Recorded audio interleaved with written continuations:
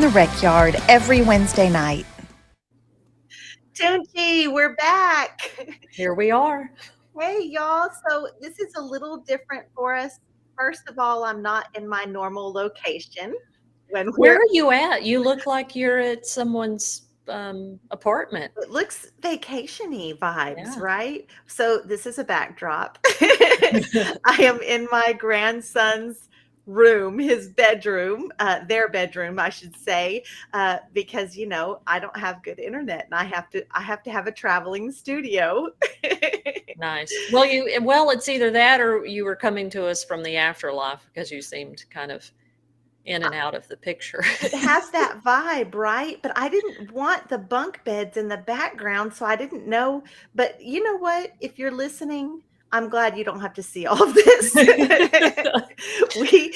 We are pre-recording today because Toonche has some things going on tonight that I'm going to let her tell you about. But you guys are watching us live on the Rec Yard Women's Prison Podcast, Wednesday nights, 7 p.m. Central Time. That's when we're going to stream this. I'm going to be watching with you guys. So I'm here in the comments. You guys chat with me, ask questions, and I'll answer as we go, or ask questions for the next episode, and we'll answer them then also. So Toonche, let's do a recap of the week. But I do want to say we have a special guest. She's going to hop on here in just a few moments, and she has some experience in the juvenile justice system here in the state.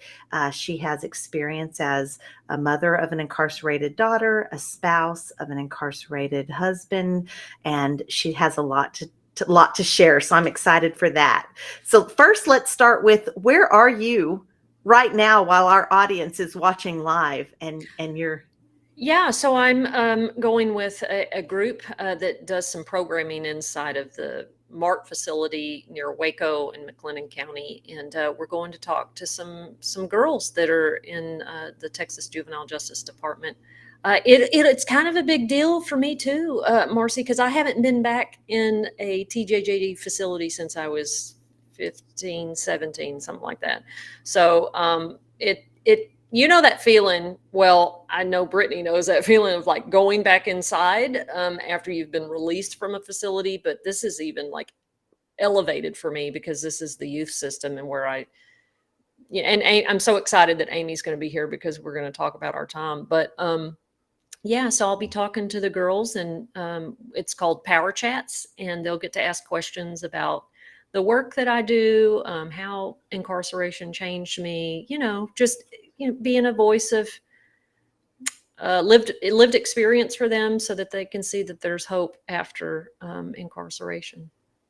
I think that's so incredible. I'm so incredibly proud of you, proud to be your co-host on this show and your friend in life, because it's just really impressive that it does take a lot of gumption to not just leave all of that trauma of your past behind, but to use it to help the people coming after you. So that's really huge. And we look forward to hearing all about how it went next week.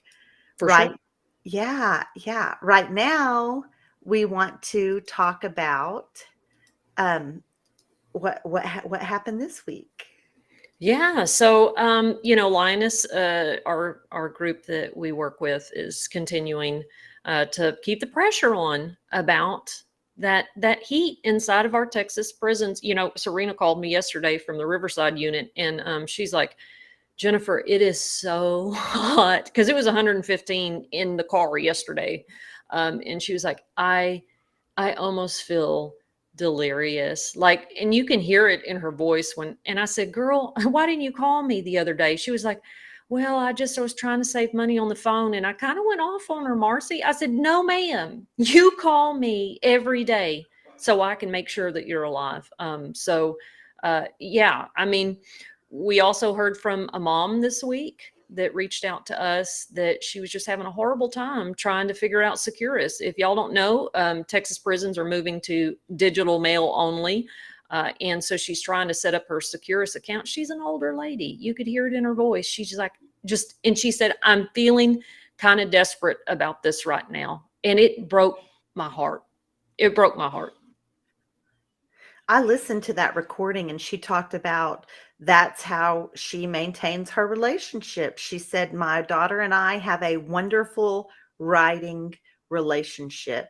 And she's so scared to lose that because of this new system. And she's not the only one, Toonche. I'm getting comments like that all over our social media platforms talking about they don't know how to set up the Securus account. I mean, this is going to negatively affect families across this state for certain. Yeah, and we did reach back out. Diane, who is the Linus correspondence guru, she did reach out to the mom, and she talked to her extensively, tried to help her through set up the system, and said, hey, do you mind if I reach out to your daughter to tell her about our group so that she can feel supported? And she did so. And the girl, I also posted that on Twitter, her response. And she said what her mom said, like, I feel more and more isolated from my family. And it's a struggle. But she was really excited that there were a group of women out here that, she could build community with. So I was grateful for that connection, but I'm just real frustrated about the mail stuff. And we have a board meeting coming up for TDCJ. They're not real excited that we're advertising it, I don't think. But even though it is open to public comment, you have to really dig for that information on their website, which also doesn't include the location or the time, right? But we figured out when that was going to be, and they contacted somebody in our group and said, can y'all please remove the social media posts that look like it's branded by TDCJ. Girl, all we did was use the color scheme in their name. Right. But it said, we welcome families to join us, meaning the advocacy groups. But TDCJ was mad that it sounded like, well, that sounds like they're encouraging people, which. Like they want people there, and they definitely don't. They don't want us there, but what they don't know is we are going to be there. We have a big group going. We encourage anyone who has loved ones or concern for what's happening in our prison system in the state of Texas to show up. And it's open to public comment. And no, we don't know the time yet. We did get confirmation. I received an email the day before yesterday. I got an email back because I sent like 3 emails just to whomever I could find their email address and said, hey, where is this? When and where? We want to be there. And I got back the confirmation that it is at that really lovely resort. Well, that was another thing too that I told Marci and them, I was like, I don't know if this was productive. I just couldn't help myself. And so I posted a screenshot of the hotel. It's on Galveston Island. It's a resort and a conference center. And it goes up to $600 a night, depending on the room that you pick. So there's usually, looking at the meeting notes from the past, there's 10, 15 people that from TDCJ that have to be at this meeting. And I guarantee you they're not staying at the Super 8 that we're going to have to stay at, right? Like they booked a room where the meeting is. But we can't afford temperature control in our prisons. And I think that they might use that as a deterrent as well, because generally speaking, families that have incarcerated loved ones don't have money to stay in a $600 a night resort. But what they don't know about us is we'll sleep in our car to be there. So we're showing up, and that's August 25th in Galveston. The information is on our social media pages, but the time is to be announced because they still haven't confirmed. And frankly, they might not confirm the time until the very last minute. Yeah. So we're staying the night before, and we'll be there. 8 o'clock, girl. So, we all gonna be up there at that resort, wandering around. Where's the meeting room? Yeah.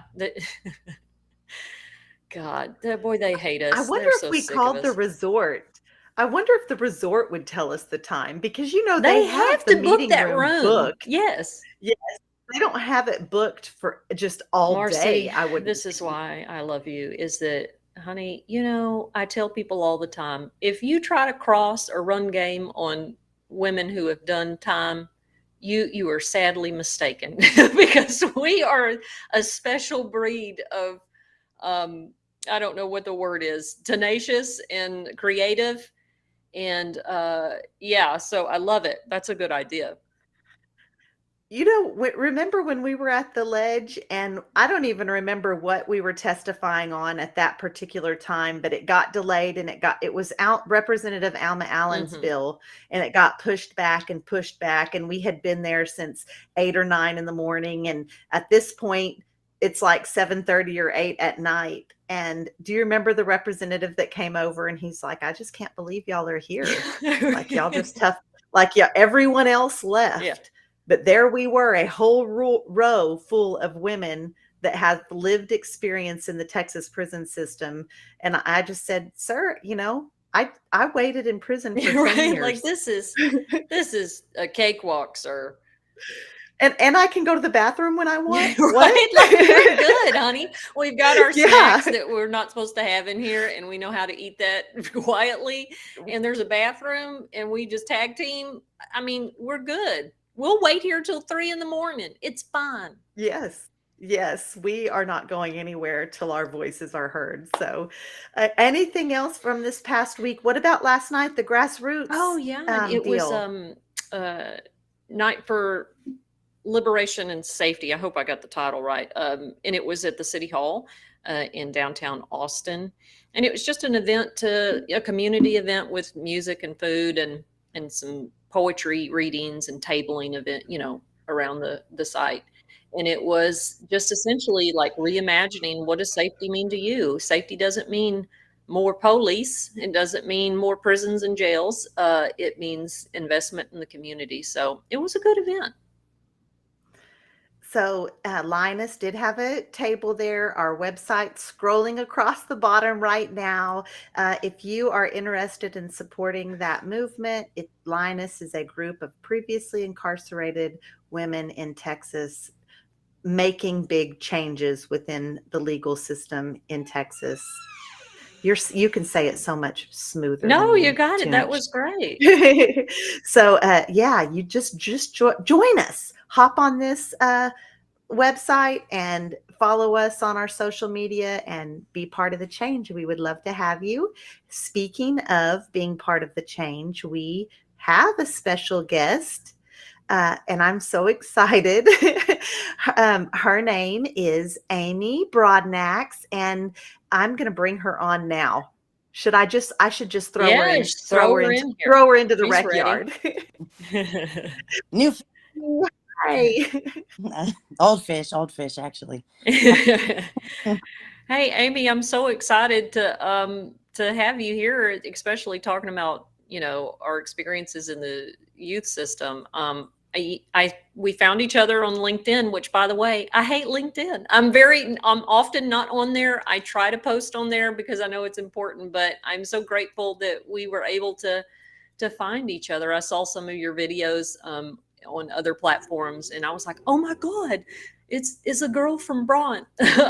So yeah, I'm super excited for you to be here, and thanks for always tuning in when you can catch us. You are a character.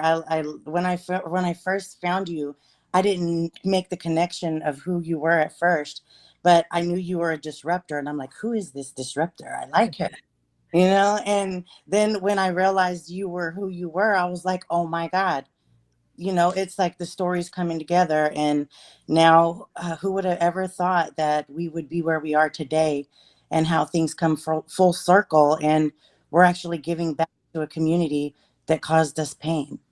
Yeah, yeah, for sure. Well, can we talk about how you girls know each other? How did y'all first meet? Yeah, Uh, go ahead, Amy. well, we've been disruptors since we were teenagers. We both ended up being shoved into the juvenile justice system. and we met at Bront, a facility that was, it was called Coke County Juvenile Justice Center in Bront, Texas. We were all wards of the Texas Youth Commission at the time, and we were part of an experiment for a new facility in the state of Texas. And she was on the dorm in front of me, and I was in the dorm behind her. And we met through the juvenile hall, or TYC system, and we somehow reconnected later in life. I mean, it's kind of like I don't even. It's unbelievable, but it's like I said, it's something that's coming full circle, and I think that we both definitely have a lot of purpose, and we're walking it.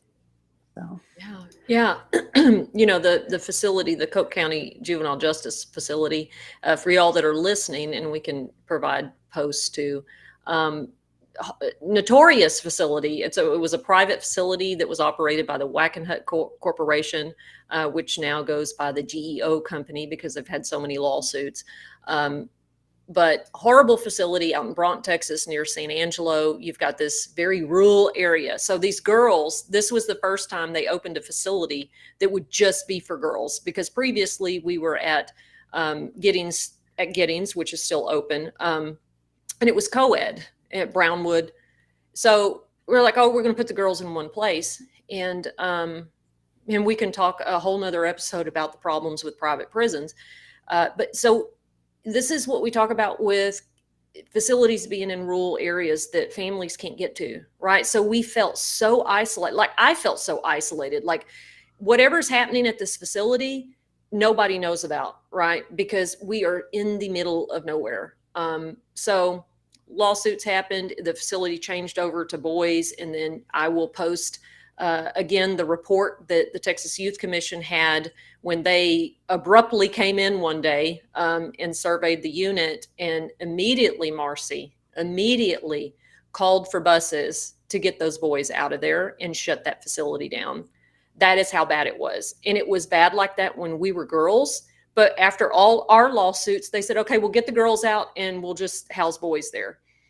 And it was no different. The boys were being abused just as much as we were. But you can imagine the stuff as girls in a system that was very predatory that me and Amy endured. And, I was telling Lori last night on the phone, I was like, I'm so excited for Amy to be a part of the conversation. I said, girl, there is something about coming across women that did time at that facility that's like, there's a bond here that it doesn't matter. It's been 20 years since I've seen you or talked to you. We know, right? Because that facility was so egregious. yes, yeah, we have, I feel like we're part of a secret military or something. Right. Government ops for the undercover prison advocacy system. Yeah. Right. But what if you guys would like? How old were you ladies? How old were y'all in that facility? What ages? 15. I left at 15. I was there from off and on, in and out of TYC from the time I was 13 to 15. Yeah. So, and I was there from 15 until they sent me up because I was under determinate sentencing. So I had that adult suspended sentence. And when I went back in front of the judge, they sent me on to prison. I think now there's a board that you go in front of. But yeah, so that's why we were in two different dorms, because I was in the dorm with all the capital offenders, the people that had determinate sentencing. So we were teenage girls, man. And Amy knows that there were dorms that had the girls that were 12 and 13, like they were little girls. Mm-hmm. Yeah, there was actually an 11-year-old in one of they used to keep her in isolation all the time. Those big doors they had in the back that were like metal, and they would, click, click, click, clack. When you lock them, they click, clack. And we used to go talk to her and lay on the floor and look under the little thing and just talk to her. I mean, she was 11. I used to just go check on her all the time. I couldn't understand why an 11-year-old was there. So I used to go try to keep an eye on her. But If you want to, I guess we could, it'd be good to talk about the case a little bit, that we had. I kind of wanted to tell everybody how, like, the worst day of Bront ever. I wanted to talk about that day. The worst day. Well, actually, there were 2 days, but I'll talk about the absolute worst day at Bront. Was the day that it seemed like it was going to be a good day, but they went to Blockbuster back when Blockbuster was, they used to go get movies and stuff. They gave us the opportunity to choose two movies. So the two movies that we got to watch that we chose, one was Tombstone and one was Menace to Society. We got all through Tombstone. 5-10 minutes into Menace to Society, the guards are like, "Oh my God, no, we got to turn this off." What they didn't understand that they were doing, because they were country hicks, what they didn't understand that they were doing was they were being biased and racist at the time. We got all the way through Tombstone, which had a lot of gun activity, cussing, sex, drugs, whatever. I mean, Doc Holliday all throughout the movie.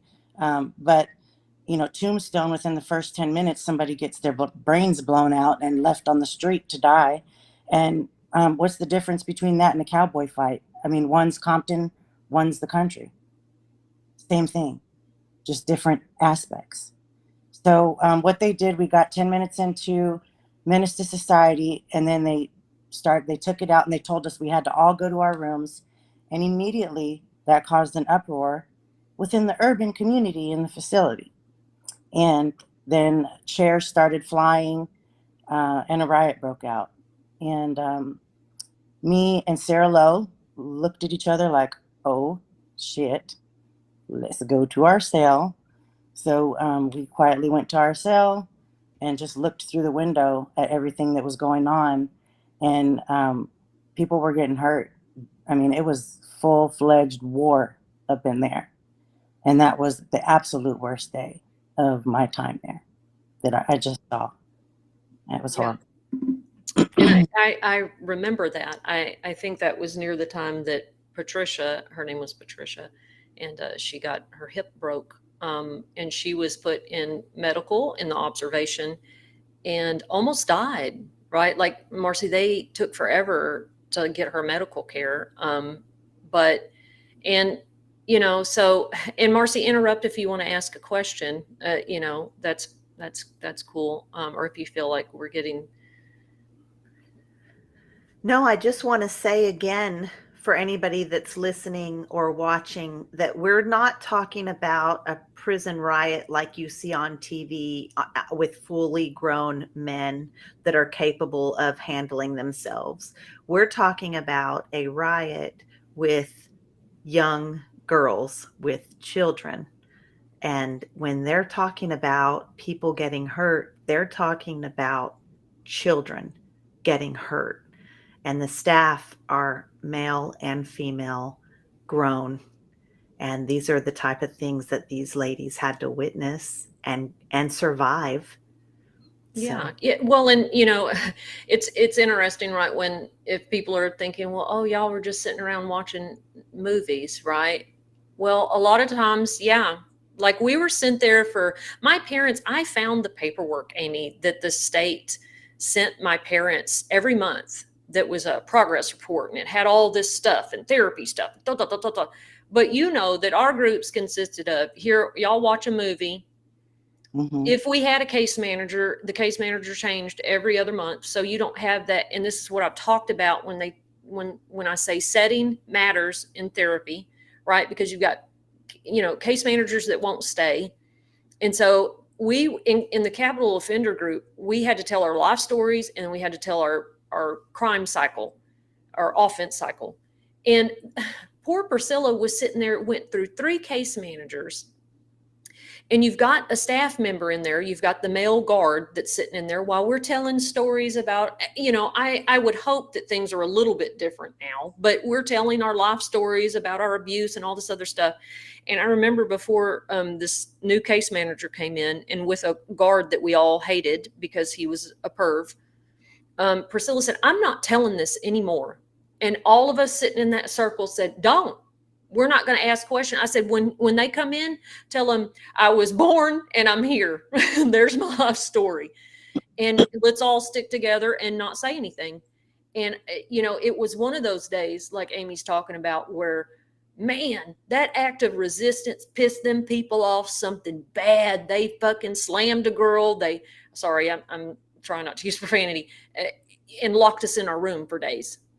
And it was because of that simple act of defiance, is that I'm tired of telling my personal abuse history in front of strangers all the time, and in front of a guy that we all know is like sexually abusing women in the storm. I'm not doing it anymore. And any act of rebellion from us, like Amy was talking about, was met with immediate violence, immediate.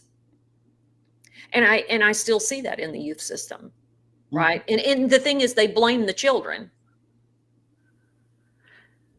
Well, even 20 years after you were in that system, then my little play child, Niala, she tells stories about being hogtied, about standing up for other girls against sexual assault and getting physically beaten, being held down, knees on her throat where she thought she was going to die.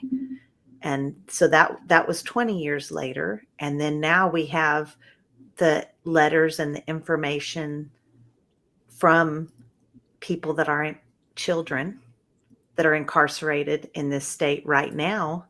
And we're hearing the same types of abuse. Yeah. Mm-hmm. Amy, you mentioned Sarah Lowe, and I'm going to put, hopefully Marci can put this in the chat somewhere on the screen that people can look up. But it's the CBS story from years ago about Sarah. So maybe you could start by, I always try to bring Sarah into the conversation because she's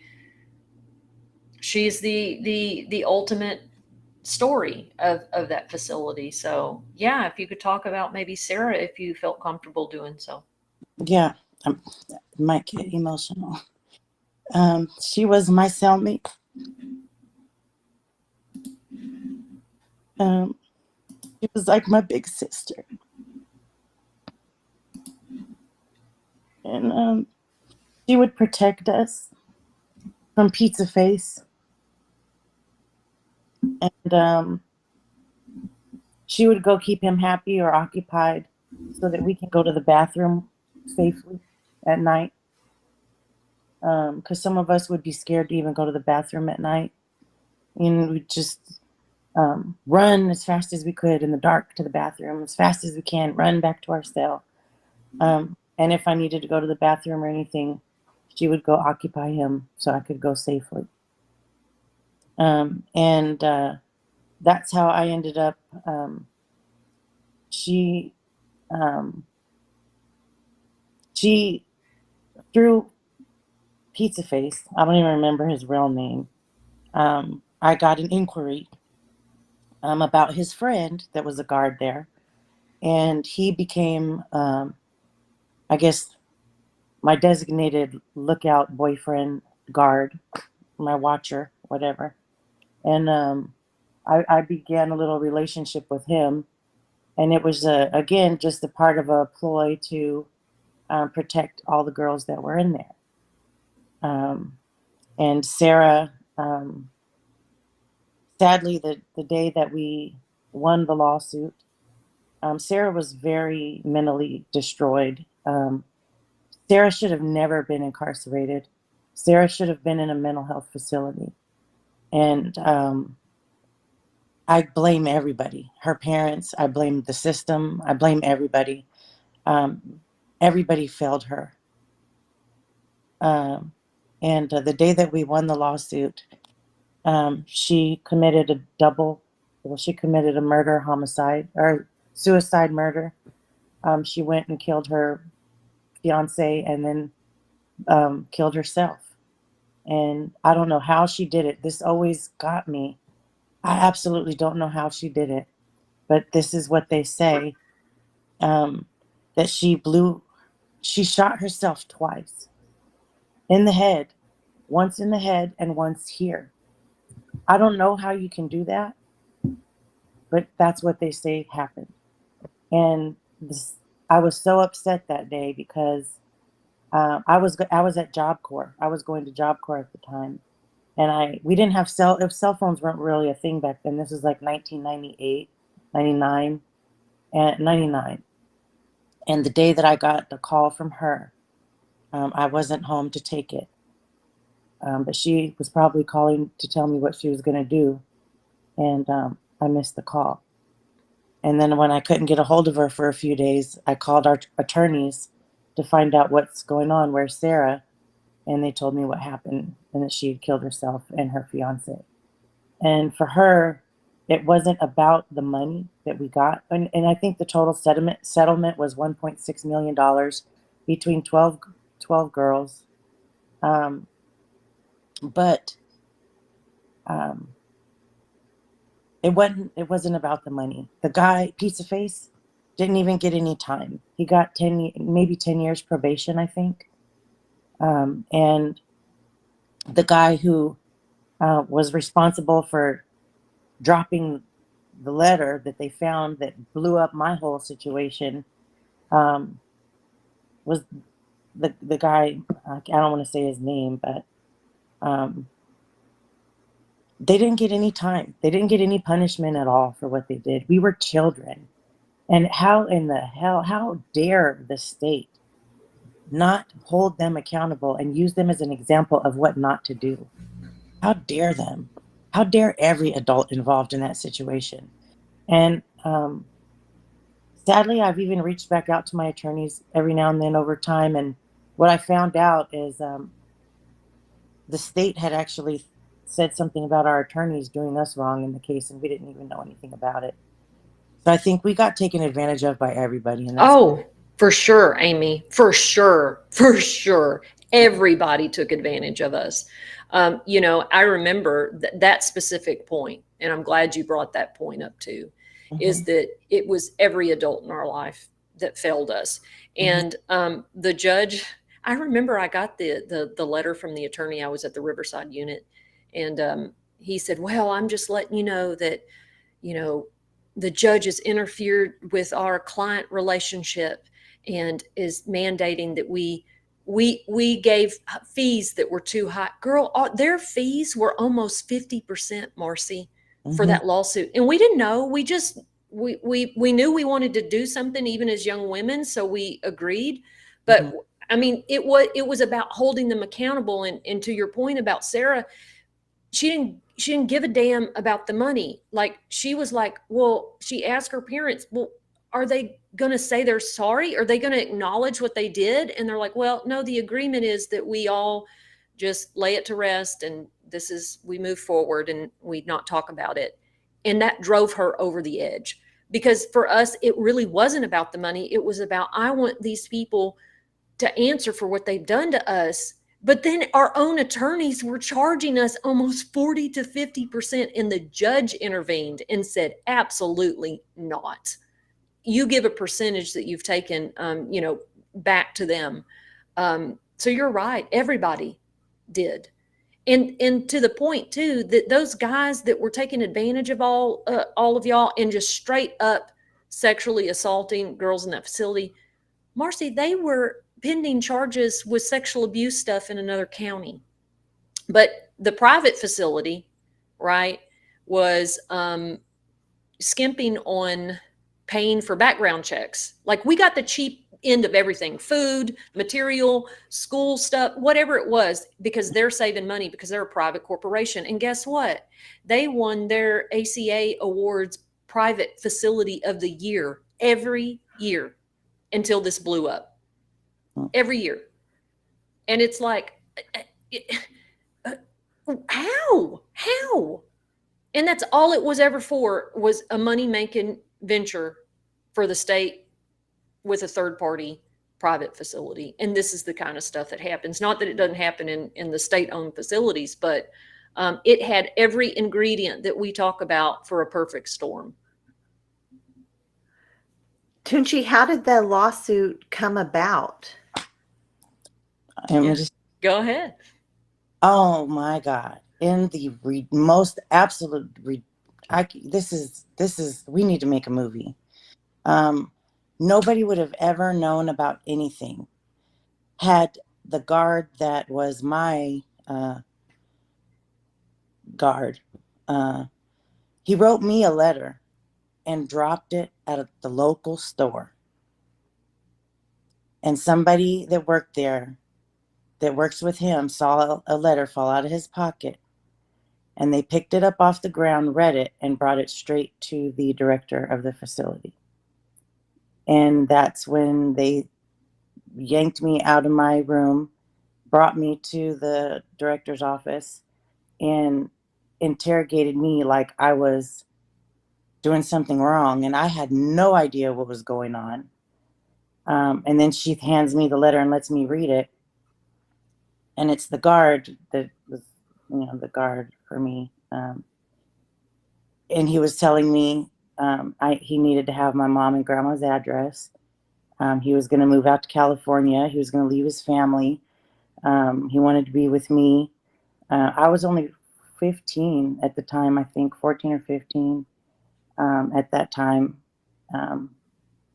I had just turned 15 when I finally got released, which was shortly after that.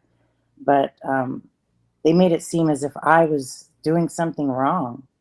And I couldn't even believe, I didn't even know what was going on. And it was all because he dropped a letter. And then as I'm reading this letter, I mean, it's just, he's professing his love to me, saying he's going to leave his family. And he's demanding my mom and grandma's address, wanting to know their phone number and everything so he can keep all this information. And somehow all that was my fault. This relationship with a staff member, an officer that you participated in out of pure survival as a child, and still you as the victim were made to feel like the perpetrator. Yeah, like I seduced him. Yeah. I seduced him. Like, you have a wife and kids. I mean, his wife harassed me. They used to allow his wife to call me and harass me. And she would say, "Why are you doing this to my husband? Why are you ruining our lives?" And I'm like, oh my God, why are you guys even allowing this woman to call me? I'm continuously getting abused. I'm in here. Who's protecting me? Nobody was protecting me. And it's just so confusing as to how they allowed this woman to call me and harass me because her husband dropped a letter professing his love to me. Somehow I'm still the victim. I'm like, did this woman not see the letter? Right. Like, does she not know who her husband is? I'm 14. Hello? So from that, then how did it develop into The lawsuit. Oh, Mhm. yeah. Well, after I had gone on with my life, got out, it was about 2018 or early 19. I got a call from Sarah, and she's like, "Hey, you want to get the bad guys?" And I was like, "What do you mean?" She's like, "I got a way to get the bad guys." And I was like, "Okay." She goes, "I'm going to have these people call you, and they're going to fly you to Dallas, and you're going to come stay with me for about a week." And I was like, "All right, shoot, I'm ready." I was in California, and I went back to Texas and met the attorneys, and they told us about the lawsuit. Sarah had started the lawsuit. She was the initiator of the lawsuit. And they told us that they had all the proof they needed to make sure that we could get the bad guys. And that meant the state. So I believe as a part of the original lawsuit, it was the state of Texas, it was TYC, and it was Wackenhut. So I think they were all involved in the lawsuit. And that's how it started. And I mean, I thought they were doing us a good thing. I thought they were doing us a favor. But, years later, then I realized they too were taking advantage of us. So I just, I now that I'm older, I've actually talked to the attorneys, again, Penny Rainey. And I think it was Mr. Dunn. Mm-hmm. But I think they don't know I know. They don't know I know. And I've reached out to Penny a few times and asked her. I said, "Hey, is it okay for me to talk about this stuff yet? I don't want to get sued." And she's like, "Well, Whacking Hut's out of business now, so it really doesn't matter." But um, I just wonder how they feel. Not they never told us that they were doing us wrong either. But as an adult, it'd be nice Right. to hear her say something about it, and to let her know that I know that they also took advantage of it. Yeah.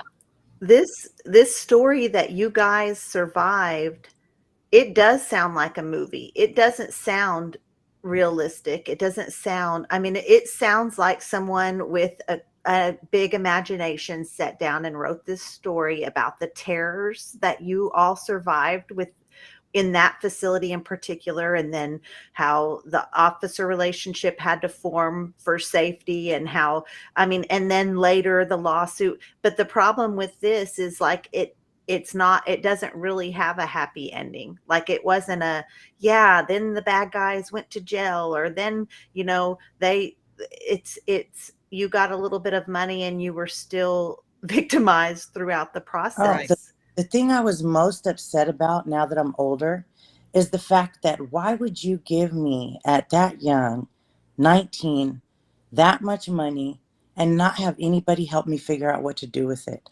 I was having parties every weekend. I was buying my friends everything. I was going to LA all the time, eating $400 steaks a day. Nobody told me what to do with that money. Nobody told me about wealth. Nobody told me anything. I mean, there were things I really needed to get done. I went and bought a car cash. I did what I thought I was supposed to do with the money. That was gone in like 6 months.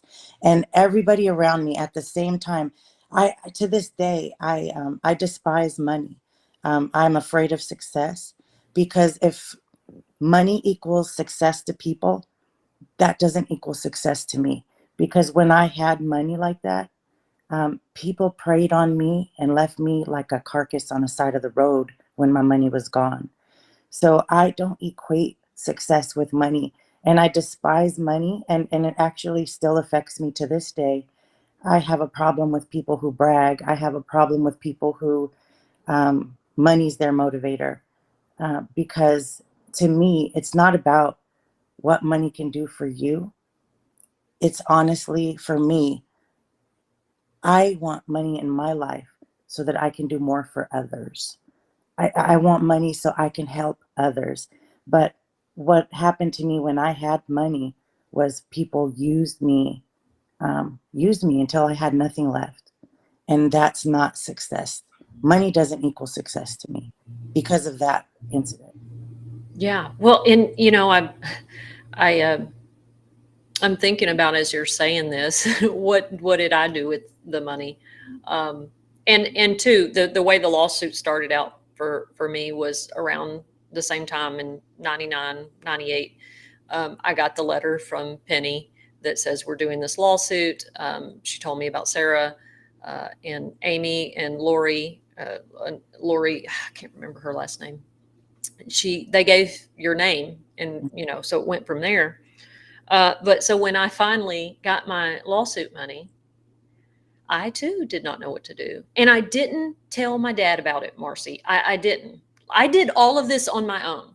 because I did not want my parents to know what happened to me in that facility.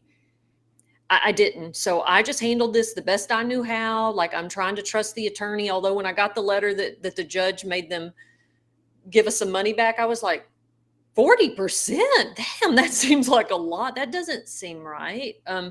But still, I'm doing it by myself.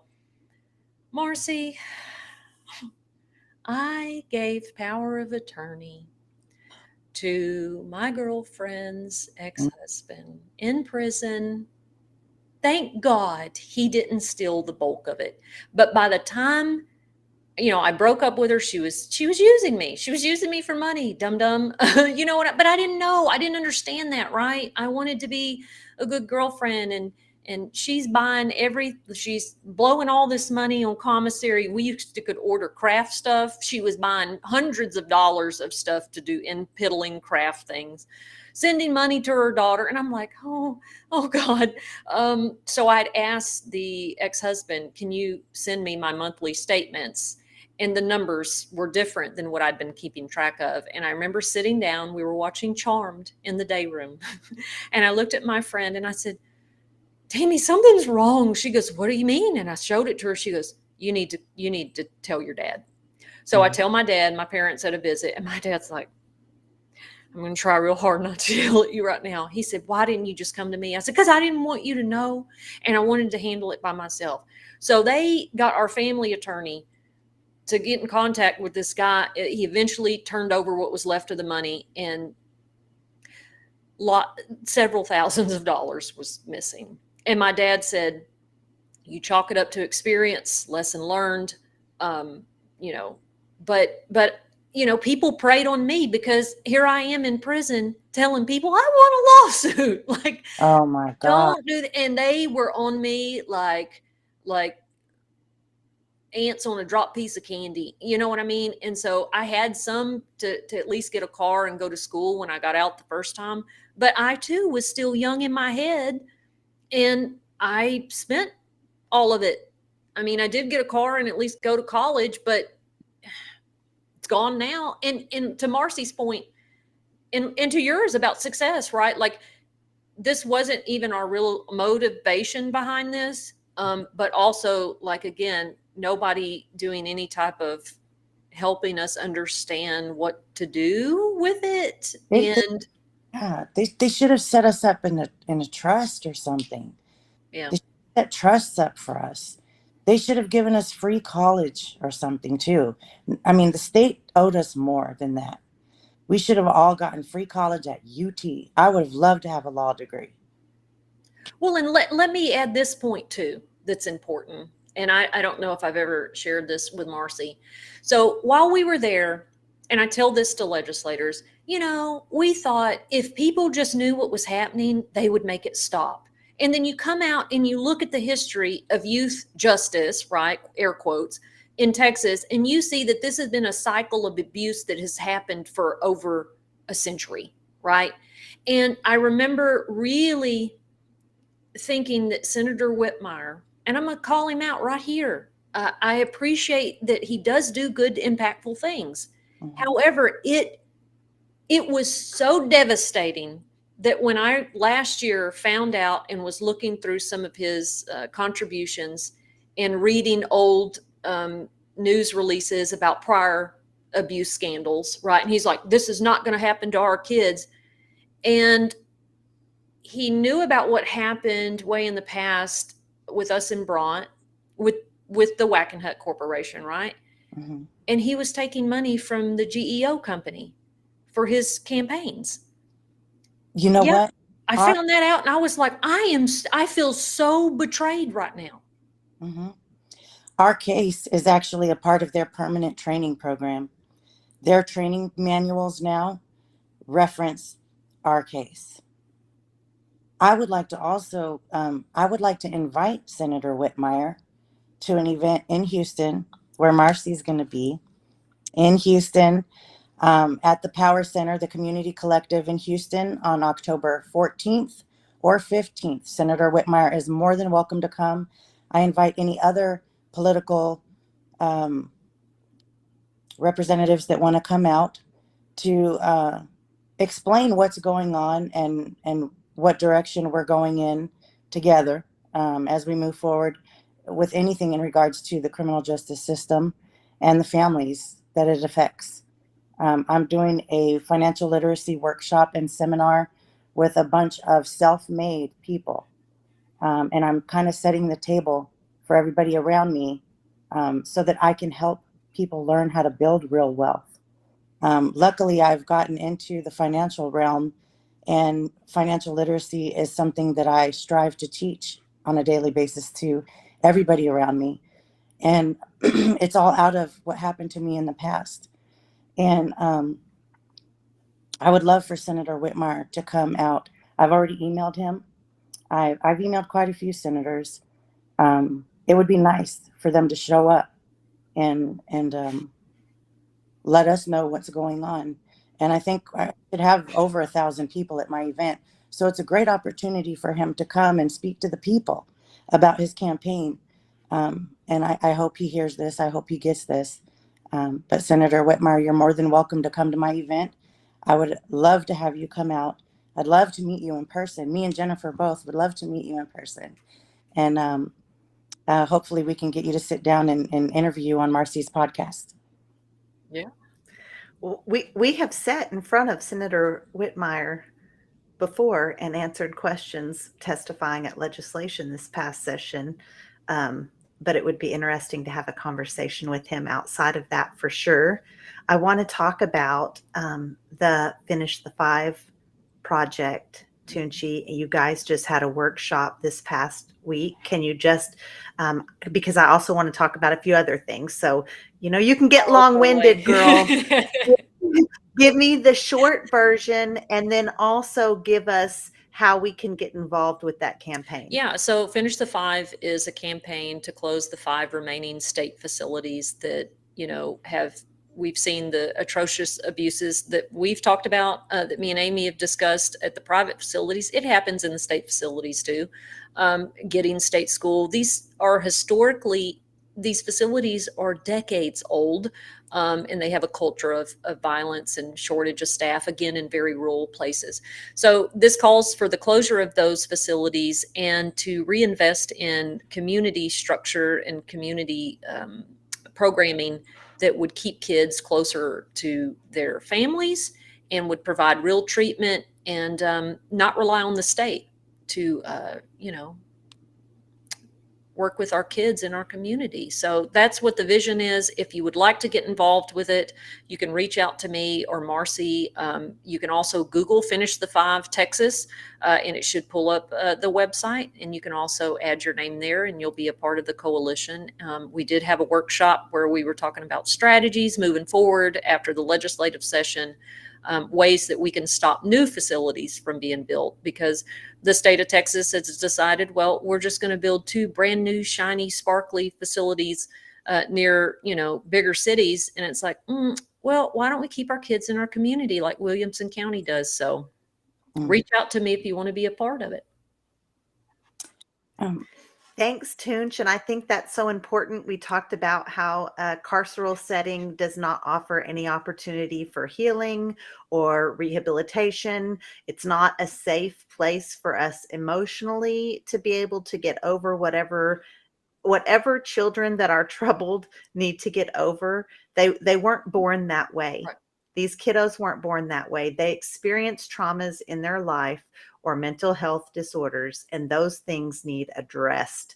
So what we're finding is kids graduate the juvenile system and end up, Toonche, like you, in the adult system. So ladies, we just have about 5 or 6 more minutes, but Amy, you have a daughter who is incarcerated. She's on the Hobby unit here in Texas, and Hobby is one of the larger women's prisons, and it's also one known for basically the worst conditions and the most violence. Yes. I want to also be a part of that campaign, Jennifer. Yeah. My daughter is the perfect story behind that. She was on an IEP in high school. She got kicked around in school all the time. She was dyslexic. Nobody took the time to help her. They didn't adhere to the rules of the IEP. And I fought for years to get her approved for mental health services through the state. And then right when she turned 18, she got approved for Social Security disability for mental health issues. And then she went to prison. I tried to put my daughter in 7 different mental health facilities and drug treatment centers. Insurance kept denying it. I want to change and fight insurance legislation because I think that anytime a child or a young person under the age of 25 gets addicted to drugs or has a mental health problem, I would like for them to have considered long-term residential drug or mental health treatment at least 3 times before prison is even a consideration. My daughter didn't need to be in prison. She shouldn't be in prison. Every day The first thing I do when I wake up in the morning is look to see how hot it is. And depending on how hot it is, determines the level of my PTSD for the rest of the day. If it's above 80 degrees, I'm going to be worried if my daughter's going to make it or not that day. She called right before the show and said it's already hot. And there are just so many issues I have with being in prison. Oh my God, that'd be a whole nother show about my daughter and this experience. But I'm disgusted. I am disgusted that there are people in there that don't know if they're going to live through another day or not because it's hot. And my daughter is one of them. They have to, I'm sure you guys have had to lay on the floor and pick your boobs up and lay on the floor, the concrete. Yeah. That's what she says, Mom, we throw water on the floor.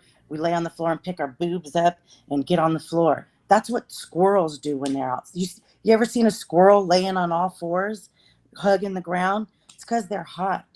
So we have human beings in the prisons laying on the floor, throwing water on it, naked, lifting their boobs up to try to survive in a state-ran or state federally whatever funded facility.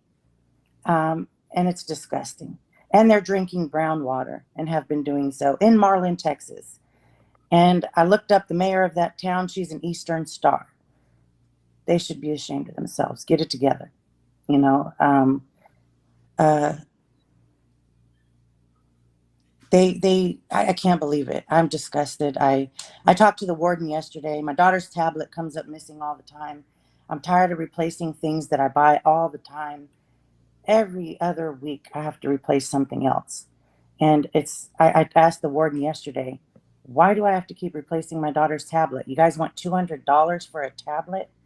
And she says, no. And I said, well, Securus is telling my daughter in order to get another tablet, she has to pay $200. And she's like, oh, well, I don't have anything to do with Securus. Well, can you find out if Securus is taking advantage of our incarcerated people, please? And let me know. And if you can find anything out about that, you know, why are they telling my daughter she has to pay $200? So she said she's going to look into it and get back to me. That's a whole show. Well, yeah, it fires me up, this bullshit with Securus, because it's another way for them. You know, your daughter may not, she can't help if people are stealing her stuff. She can't help if a guard takes it and throws it across the room, you know, and this is another way to make money off of families. I'm so sorry. Yeah. Oh my, these videos, I'm putting $15 on her tablet every other day. That adds up. $20, $30 every other day so she could sit in there and watch movies. I gotta live out here. I'm a single mom. I mean, I gotta take care of myself. My rent is $2,300. Toonche, maybe we should talk about that because we just have like literally a minute and a half left right now. But maybe we should talk about the businesses that are making money off of incarcerated families. Yeah, that sounds great. You want to do that? Oh, yeah. Let's deep dive into that with the data and everything. Yes. So let's, you and I are going to commit to do some research this week and come with the facts and then just also personal experiences. I lost $50 to a company that's getting rich off of incarcerated families this week that went into thin air. And I recorded. Brittany was on the phone with them. My girlfriend was on the phone with them, and I recorded the conversation. And Brittany said, "So I'm just out $50?" Yes, yeah. That was the answer. Yes, you're just out $50, and we gained $50 for nothing. So, Amy, it has, and I feel like we could talk and go on, and I'm sorry that we are on a time limit, especially since it's a pre-recording. But it has been such a pleasure having a conversation. Thank you for being so open and honest with us in your experiences. We know that that's not always easy, and we're so appreciative of that. Toonche, I think we should have her back sometime. Sure. Yeah. So let's get together and plan on that several weeks out because I want to talk about how it is to have a family incarcerated and advice for families and that kind of thing. Any final thoughts? 15-second final thoughts? I love all of you. If anybody is in the Houston area and would like to come to my event, it's called FinTech Lit. htx.com. If anybody has been affected by incarceration in any way, you're more than welcome to come to my event for free. I'm going to put that info in the chat because I'll be live tonight watching with you guys. See you soon. Bye.